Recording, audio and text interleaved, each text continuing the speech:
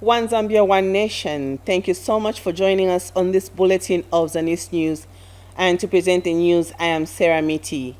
We take a look at the top stories in the news. Supreme Court commemorates 50th anniversary. China pledges 1.3 billion USD investment deal. RIA seals deal with Solwezi Council. Plus expectations high ahead of budget presentation. ZANIS News in detail. President Hakainde Hichilema has encouraged the judiciary to be part of the national agenda of economic development. The president notes that the judiciary is an important arm of government and thus is expected to ensure a fair and just society. President Hichilema said this in Osaka when he officiated at the Supreme Court's 50th anniversary celebrated under the theme Supreme Court at 50, Empowering the Next Generation of Justice Leaders. Here's a report. This Lady Justice statue at the Supreme Court grounds in Osaka stands tall as a symbol of justice for many generations to come. Today, men and women of the bar, particularly those from the Supreme Court, will look at it with renewed sense of pride and respect for their profession and the principles it stands for as the Supreme Court celebrates its 50th anniversary. President Hakainde Hichilema officiated at the celebrations, which were being held under the theme Supreme Court at 50, Empowering the Next Generation of Justice Leaders. You must be encouraged that, just to give you a tidbit, that before debt restructuring, Chief Justice, this country over the next 10 years was going to pay a ticket tab of $7 billion in debt service only. After debt restructuring, with only bilateral donors, over the same period, we will pay $700 million. That's why the judiciary must be part of those national agendas and the community called Zambia, so that these national agendas can be delivered, and the benefits of these national agendas would lead to bettering the environment in the Supreme Court and the judiciary. Chief Justice Mumba Malila appealed to the executive to consider empowering the judiciary with modern information communication technology (ICT) equipment as the institution thrives for effective dispensation of justice. The court and the institution generally faces the challenge of adequate information technology facilities, and I'm glad that you had the opportunity, Your Excellency, to look at our IT section exhibition. Effective access to justice in modern times entails that court services be accessed electronically. Our IT infrastructure requires support, just like more court infrastructure is needed, among other needs. The judiciary has also announced that plans are underway to start live broadcast of court proceedings of national character in its bid for open justice. You may wish to note that earlier in this year, His Lordship the Chief Justice assigned my committee to begin to explore the possibility of indeed having live broadcasts of court proceedings. We are indeed on that task, and in the first quarter of next year, we'll be in a position to deliver a policy note to His Lordship the Chief Justice, which will guide on how best this will operate. Inadequate funding as the most significant binding constraint to service delivery in the judiciary. 2, on average, Zambia allocates as little as 0.6% of its national budget to the judiciary per annum. Earlier, the president toured exhibition stands within the Supreme Court grounds to appreciate the various services being offered by various institutions, especially those in the legal fraternity. Kalan Muchima, reporting for ZANIS in Osaka. In Southern Province, residents of Lilanda Compound in Iteji districts are struggling to access clean water for drinking. The residents have succumbed to drawing water from shallow wells. We have the rest of the story in the following report. Despite Iteji having adequate water resources, water scarcity is not uncommon. Scarcity limits access to safe water for drinking. Some residents of Iteji tell the stories of their struggle with water.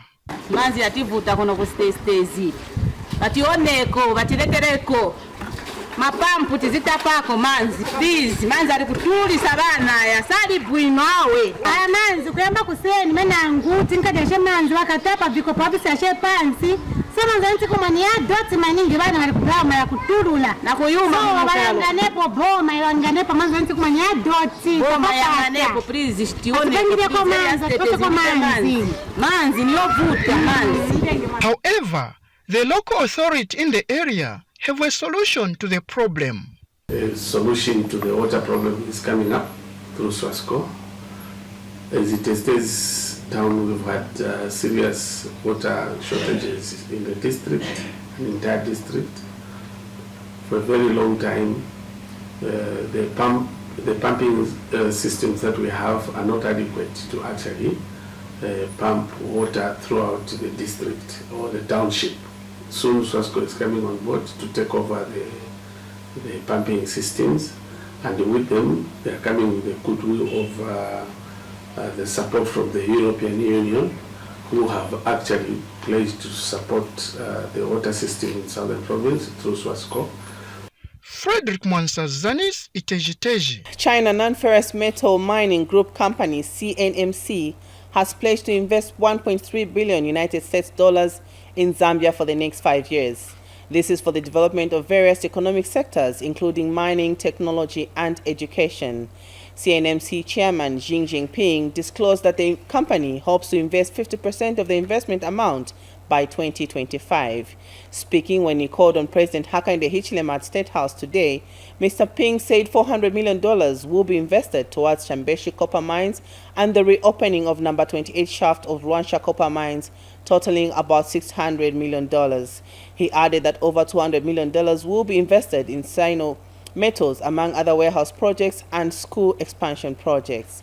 Mr. Ping stated that CNMC is also willing to help in the geological exploration with greenfield projects using its expertise in geological exploration. And President Hakainde Hichilema used the opportunity to appreciate the company for fulfilling its promise to come to Zambia after the meetings they had during his recent visit to China. President Hichilema said that the visit was enriching and underscored the growing relation between Zambia and China through such interactions.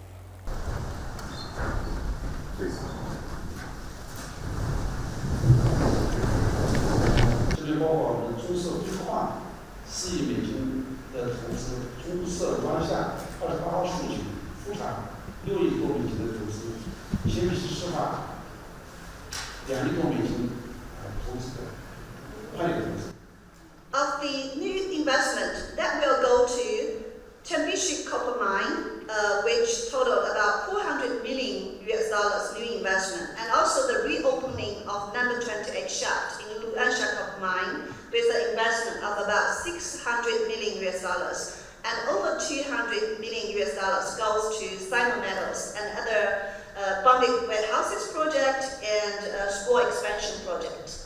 And we are also willing to help in the development and geological exploration with greenfield projects with our expertise in geological exploration. And we also know that Zambia is endowed with other mineral resources like lithium, manganese, zinc, and other resources. So we are willing to do more work in these fields as well. We are also very delighted that Chair and your team took on board our call for value addition, processing as much as possible. The copper foil you're talking about, which is important, is precursor to the EV batteries, is very important to us. And like we discussed when we met out there, the market that you service when you invest here, you operate from here, is not just it's a region, it's SADC, it's COMESA, it's Africa, but also back in the global arena, including back to China, to fit into your already existing operations there. So I think that it's important, and we're very happy with that. I think as we agreed in China, this was to give us the win-win situation, mutual benefits, add value to the to benefit our people, Chinese people, Zambian people. And I must say to my team here, the issue to do with mineral mapping, we need to take note of that and include it in that checklist so that we can utilize, work with our colleagues to utilize, because more than around 50% of our country is not explored yet, no exploration at all. So we are sitting on a lot of resources which we are not exploiting properly because we have not mapped it out. So we take that opportunity seriously. Government has called on financial institutions and the industrial agriculture sector to stop investing in fossil fuel expansion. Ministry of Green Economy and Environment Senior Green Economy Officer for projects Philippa Hamakasu said the sectors should stop fueling the climate crisis and instead invest in clean energy. Ms. Hamakasu says the promotion of agroecology is one of the ways to sustain not only the agriculture sector but the economy as a whole.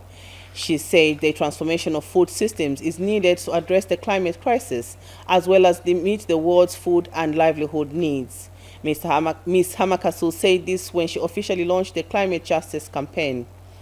And Action Aid Interim Country Director Andrew Chikowore says the aim of the campaign is to protect and preserve the environment and thereby addressing climate change effects. Mr. Chikowore says climate change is real and needs economic and financial influence to address the situation.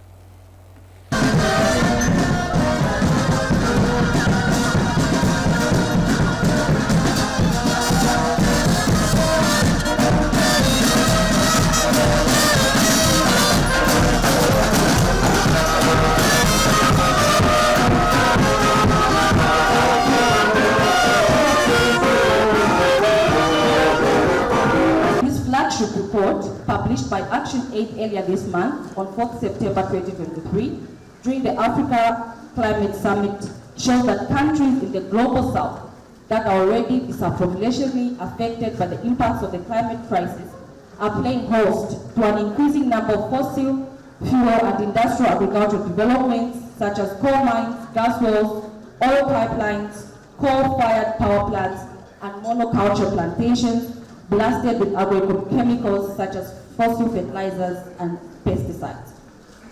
Ladies and gentlemen, the above activities lead to conflicts over land and water. They cause premature deaths, they destroy ecosystems, they poison rivers and lakes, and they equally drive up the climate change impact already devastating our communities, as witnessed in some parts of Zambia. We are saying no to being a fossil fuel monster. Ladies and gentlemen, it is our wish, and this is the reason why we are launching our campaign today. We have a wish and a demand for the banks to move away money from financing fossil fuels into agroecology, because agroecology has proved to be more sustainable and is answering to the future of the people. We hence demand that the government effectively regulate the banking, finance, fossil fuel and industrial agricultural sectors to stop fossil fuel expansion, including ensuring mandatory development of climate transition plans consistent with the 1.5 degrees Celsius global climate goal. Let me take this opportunity to state that members of parliament have been directed to encourage our communities to plant a tree as a measure to address climate change. Now, with the ever-growing risk of disasters due to climate change, steps like climate change adaptation and loss and damage assistance are necessary. Ladies and gentlemen, Action Aid contributes to the government efforts through different national and international platforms to share the learning and positioning of government on the localization while ensuring both stakeholder engagement and committing to promote women and youth leadership in climate action. The Kalene Hills Fruit Company in Mwinilunga district of Northwestern Province is set to roll out the Outgrower Scheme model, OGS. Company General Manager Wilson Sunga says the Outgrower Scheme model seeks to engage local farmers in the production of required feedstock for the factory. Emos Kawisha has the rest of the story. Kalene Hills Fruit Factory in Mwinilunga district requires 3 metric tons of production raw materials per hour. Sustenance of this production volume therefore requires steady supply of raw materials. To guarantee steady supply of production inputs, the factory has since adopted the Outgrower Scheme model. Finally, we are rolling out the OGS model. We have Vision Fund coming through with the resourcing for the farmers. We have, on the other hand, World Vision coming in to support with farmer mobilization and certain capacity building trainings. We have SeedCorp bringing us agronomical support, and they're also bringing in the correct varieties that are production grade. Various partners have been involved in implementing the Outgrower Schemes. Our major role here in this Outgrower Scheme is to facilitate access to finance to smallholder farmers that will be engaged in the scheme. So we are reaching out to the rural poor with the access to finance. We are also providing support in terms of seeds, technical support, agronomy support. We are also into mentoring and coaching the farmers that are going to be in this particular program. Agriculture extension services will be key in the success of the schemes. We also want to see how our farmers can be supported in terms of producing quality crops, and this will be done through providing extension services such as training, promoting technology, and also good agricultural practices. Local farmers are happy that the model will provide ready market for their produce. I like it, most of us, and I think if this program is being followed, it's going to be a game changer for most of the farmers. In addition to fruit juice, the factory will produce canned beans and mineral water. Amos Kawisha reporting for ZANIS in Mwinilunga District, Northwestern Province. Now in Southern Province, World Vision Zambia is constructing health infrastructure at Nakombona Rural Health Post to enhance the provision of maternal health care to the community. Namwala District Commissioner Ephraim Shandavu inspected the project and is impressed with the progress made so far. Details in this report. In a bid to prevent expectant mothers from dying while giving birth, World Vision Zambia, under the Mbeza Mucha Area Program, is funding the construction of a maternity annex, mother's shelter, and an incinerator at a cost of 2.5 million kwacha. The facility, once completed, will help provide quality health care for expectant mothers in the area. Namwala District Commissioner visited the facility during his tour of projects in the district. Come on board so that they help us with essential facilities such as the maternity annex and the mother's shelter and the incinerator somewhere that side. This is commendable, and we want to say thank you to World Vision for coming on board. This is how partners should work, and we commend that more of such partners will come forward and work with the government so that they cushion the effort that government is making with regard to bringing development and ease of life. This new infrastructure has given Nakamboma Health Facility a facelift, enhancing the provision of maternal health care services. This is the mother's shelter. It is 1 by 2. Behind this building there is a maternity annex. Previously we used to have our mothers in the old structure that for this facility. So it is a great opportunity that World Vision has support government efforts so that women can have adequate space as they wait to go in labor, they are going to have good amenities where they are going to spend their time comfortably. This construction of this maternity annex with support from World Vision is evidence of the stakeholders' commitment to helping the district meet the presidential directive of having maternity annexes at all health centers by end of 2023. Walinda Piri reporting in Namwala district of Southern Province. In Northwestern Province, the Rural Electrification Authority, REA, has signed a memorandum of understanding with the Solwezi Municipal Council to electrify selected rural places using the 2023 Constituency Development Fund CDF. REA Project Planning Manager Chilala Kakoma says the MOU is part of the Priority Rural Electrification Project, PREPS. Jennifer Mutoshi reports. This is the 53rd Memorandum of Understanding, MOU, the Rural Electrification Authority, REA, is signing with a local authority in the country. The new MOU with Solwezi Municipal Council is meant to power selected infrastructure in the outskirts of town using CDF for 2023. REA Project Planning Manager shares the vision. In these MOUs, REA is calling for partnership in ensuring that the priority areas in these local authorities are addressed with electrification projects. Just in Northwestern and Western Province, we'll be covering about 3,922 households to be connected. And this will match up to our connection that is targeted 51% by 2030. Solwezi Municipal Council Town Clerk Stanley Mbewe gives more insight on the MOU. The funds that will be used for today's signing ceremony is coming from the Constituency Development Fund. If you look at the 2023 guidelines, I think there is a 1 million that is reserved for the purposes of rural electrification. Meanwhile, Solwezi Mayor is grateful to the President for the great initiative. This is being signed because of the opportunity that the President has given this country through the allocation of CDF. It is a game changer.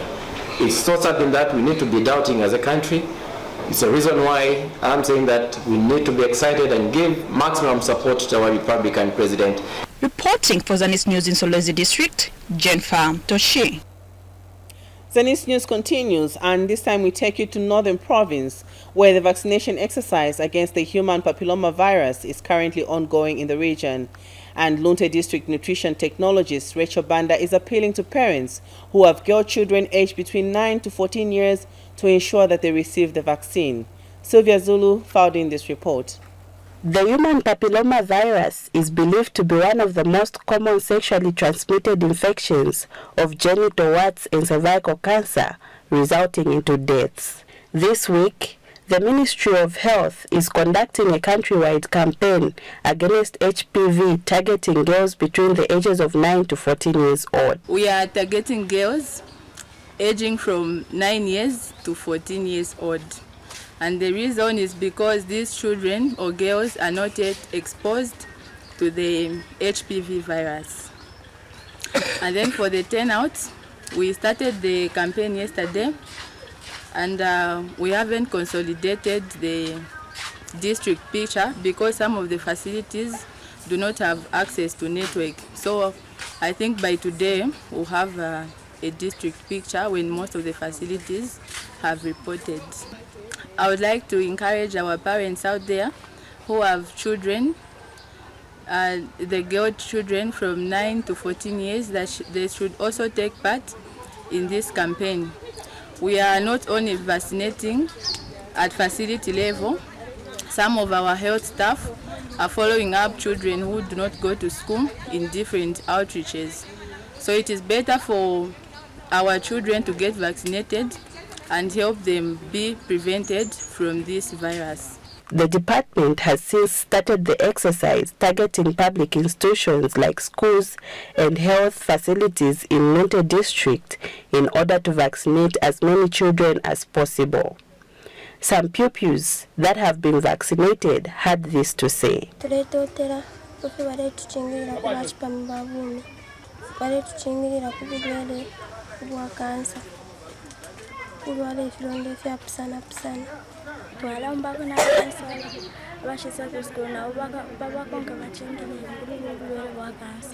Reporting for ZANIS, Sylvia Zulu in Winter District. In a related development, the human papillomavirus HPV vaccination campaign has been launched in Mongo District, Western Province, and provincial public health specialist Lavde Mwila has described cervical cancer as one of the most devastating cancers in women. More in the following report. Government, through the Ministry of Health, has launched the human papillomavirus vaccination campaign where girls between the ages of 9 and 14 are being vaccinated against the virus, an intervention aimed at preventing cervical cancer in girls when they attain adolescent ages. Dr. Lavde Mwila is the provincial public health specialist. The human papillomavirus is one of those viruses which causes a number of cancers, and one of the cancers that it is implicated in causing is the devastating and most common cancer called cervical cancer. So that's the reason why the Ministry of Health, with support from our supporting partners, the UNICEF, beside us, they've come together and tried to prevent our girls targeting the age of 9 to 14 to be vaccinated so that we can reduce the risk of acquiring this HPV or human papilloma virus, which can implicate in cervical cancer later on in life. The Ministry of Health in the province has partnered with the Ministry of Education. Irene Lutombe Simba is the District Board Education Secretary. What we are doing right now is all our teachers have been sensitized to talk to the parents and also to talk to the children. In the school, we have the guidance and counseling unit where the guidance teachers are able to talk to children one-to-one so that they show them the importance of receiving this vaccine and also the importance of them convincing their parents for those who are still resisting. This age group is the age group that is being targeted, and if we score very well by vaccinating every girl child of this age, then we have protected all the girl children who will intend to become women in the future. Mongo District Commissioner Morgana Kabeswa stated that going forward, government will focus on ensuring every girl child at the age of 15 is vaccinated. I'm happy to pronounce to you that the theme for this year is protect the girl child against cervical cancer. Get the girl child aged 9 to 14 years vaccinated. Government values health. That's why we've put a prime on health of our citizens. The human papillomavirus multi-age cohort vaccination campaign, and it is not only happening in Mongo or Western Province, but is in the entire 116 districts across Zambia. This exercise will be conducted countrywide from the 25th of September to 30th September 2023. Namakao Kayombo, reporting for ZANIS in Mongo, Western Province. Still in health matters, government has reaffirmed efforts to ensure that health services are provided effectively and as close to the community as possible. Northern Province Deputy Permanent Secretary Lewis Mwape said this when he inspected the newly constructed Chaba Health Post and the staff house erected using the Constituency Development Fund CDF. Helen Walia reports. A pregnant woman could not hide her joy following the construction of the health post and staff house in Chabawadin in Sama district. She is happy that government is taking health services closer to the people.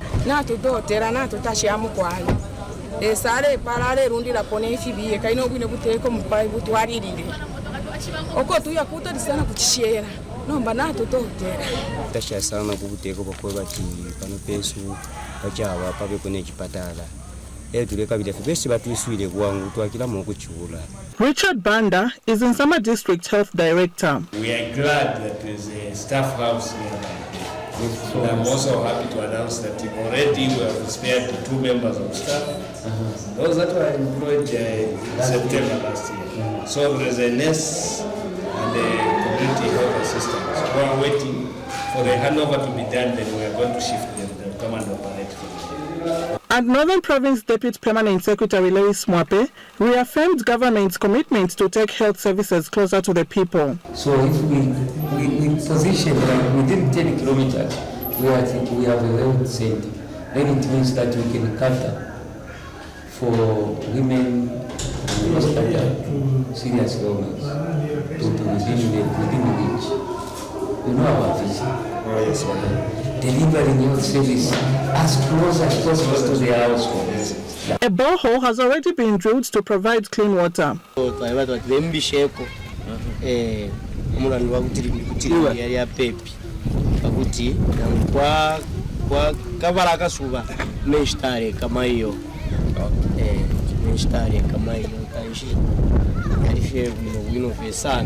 Helen Bualia for ZANIS in Insama District, Northern Province. We continue with the news. As the country awaits the 2024 National Budget presentation on Friday, September 29, 2023, stakeholders in Eastern Province are optimistic that government will address food security and provide citizens with predictable disposable income. Those talked to expect the broader focus of the budget to allocate more funds towards reducing the cost of farming inputs. More in this report by Lubasi Mutafela. As the Minister of Finance this Friday is expected to present the 2024 national budget before Parliament, different sectors have different expectations from the budget. In Chipata, some stakeholders expect the 2024 national budget to address national food security. Nona monga chamini wafungo kamba po maningi olupaina ndalama zambiri zifungo nkala channel ku food security so that ngati chankala na chakudya chambiri na mtengo wa fertilizer uzabwera pansi kukambirako maisterners banzanga kuno ku Eastern Province bambiri ndisema farmers then tidalira maningi pa ulimi so chukulu maningi bayanganire pankani ya chakudya. And the Chamber of Commerce wants a balance in the way the economy is running. CDF, the monies which has already gone into each constituency, we are expecting the increase. I think we have been promised that it may move from the current 26 to above, I don't know how much the government. So that is our expectation because already we have seen it has helped so much in providing food security to the people of the country. The hospitality industry have also added their voice. We are hoping that the government will seriously think of, rehabilitating the road network between Chipata and Chama. The advantages are many. One, by so doing, it will encourage us to go to these rural setup places, put up establishments there. For the youth, the broader focus of the budget should be on employment creation. Thank the new Dawn government for the slight change in terms of giving jobs to the Zambians. Like recently when they came into power, we saw in the Ministry of Health a good number of youths were employed, also coming to the teaching service. This Friday, as the Minister of Finance presents the budget, we expect a larger portion of resources to be channeled towards job creation because most youths in Zambia, they do not have jobs. Lubasi Mutafela, ZANIS in Chipata District. Out of the over 20,000 candidates who sat for 5 or more subjects in the 2023 Grade 9 General Certificate of Education GCE examination, only 2,811 have obtained full certificates. And out of the 135,246 that sat for the GCE examination, 109,305 passed in at least one subject, while 25,891 failed in all the subjects they sat for, representing a decline of 7.79% points in the pass rate compared to 2022. Speaking during a media briefing in Lusaka today, Minister of Education Douglas Siakalima says during the GCE examination, 470 individuals and 9 horse center cases of examination malpractices were reported during the conduct of the 2023 GCE examination. Mr. Siakalima explained that the cases were in the form of assistance, impersonation, smuggling unauthorized material such as mobile phones into the examination room, collusion and copying. He said as a consequence of examination malpractices, the Examination Council of Zambia nullified results for all the 843 GCE candidates for involvement in examination malpractices. Mr. Siakalima further stated that ECZ has with immediate effect withdrawn examination center status from Ingombe Ilede and Sikongo secondary schools due to examination malpractices. Meanwhile, Mr. Siakalima has announced that out of the 42,111 candidates who sat for 6 subjects or more subjects in 2023 grade 9 external examination, 8,982 obtained certificates, 22,029 obtained statement of results, while 7,110 failed in all the subjects they sat for. In Wapula Province, the Transforming Landscapes for Resilience and Development Triad project has begun constructing and rehabilitating dams and irrigation canals in Kenani and Munsa areas in Inchelenge district. The project, costing over 6 million kwacha, is aimed at enhancing agricultural productivity. Yvonne Nombo reports. The Inchelenge-based community group is among the beneficiaries of the Transforming Landscapes for Resilience and Development Triad project. The group received a grant amounting to over 400,000 kwacha to venture into pig production as a source of livelihood. Twambiri okukula ekikulu twakula twalieshite nkumba twashireta kufuma mukwamba kushiteka shalisa kwata amafumo doshakweta amafumo shalisa afyala abana bonse abali 24 kubika po isho twakwete shiri 5 shabana 31 isho twakwete kwa hiyo twalibula poshimona tuchita empower ba member be super kwebati nabo bambi okuitekela kulya kuntu bali kunchende lo pali ino shapano panchende tusherefene nkumbe shiri 10. Other group members also share how they are benefiting from the project. Twakwete 408,000. Turetotera sana abantu mulimo baturetera mulimo ukankala sana kairo muli obukumu. So twakulalira nakambi tureromba kuli bene bare twafurisha byafina mufyo turepanga ukuthi tungachita tukachiteba kese bakatwafurisha ukabiri nakabiri yafina leto terafe batradi pabukumu batupela bantu tatwaishibe okwebati kuntanshi tukabange fitwamba okuba pali inonshita kwati tule mfamo nechirumba kumubulimo ifine nga chakwebati nkumba twashitisha mukwaikala kalupia tule bale tupela kona fwebo twakwebati filafine panga ndalimbi tapali fyakulya bakupela ko akalupia akanangunika 100 kwacha filafine watwala panga ndawashita mu kisense. Inchelenge District Triad Operations Officer Chuan Pili wants beneficiaries of livelihood programs to work hard in order to realize benefits of their projects. They know very well why they started those projects. They know about issues of climate change, and for us to at least reduce dependence on the natural resources, that's why they were given those livelihood activities. So my appeal to them is all those groups that have benefited from Triad, all those groups that have benefited from Triad should not lose the vision. They should continue working hard, and they'll see the bigger benefits from these investments that have been done to them, that were given to them. Yvonne Nombo reporting for the News in Inchelenge District. Also in the news, Ndola Mayor Jones Kaliati has warned traders at Kapalala Market who have illegally constructed shops around the premises to stop as they risk their structures being demolished. Details in the following report.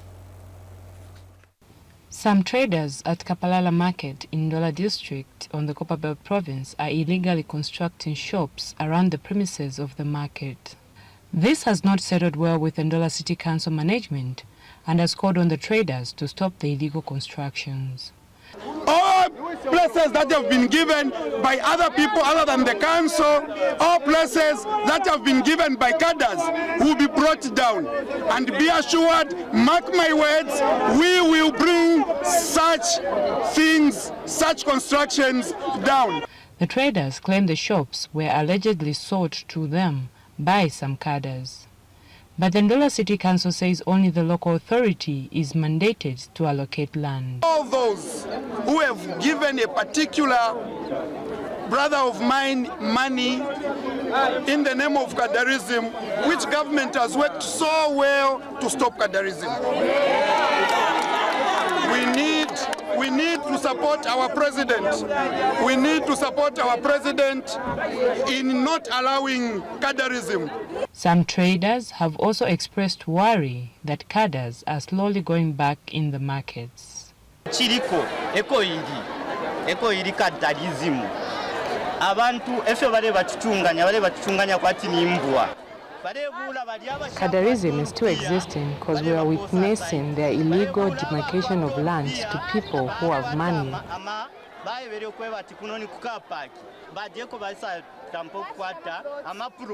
Kapalala Market is a recent constructed market in Masala Township that is hosting over 1,000 traders. Nelly Bota reporting for ZANIS in Ndola. That item brings us to the end of the news, but before we go, we have a recap at stories that made headlines. Supreme Court commemorates 50th anniversary. China pledges 1.3 billion USD investment deal. RIA seals deal with Solwezi Council. Plus expectations high ahead of budget presentation. And that is all we had for you on this bulletin of ZANIS News. Thank you so much for joining us. Goodbye.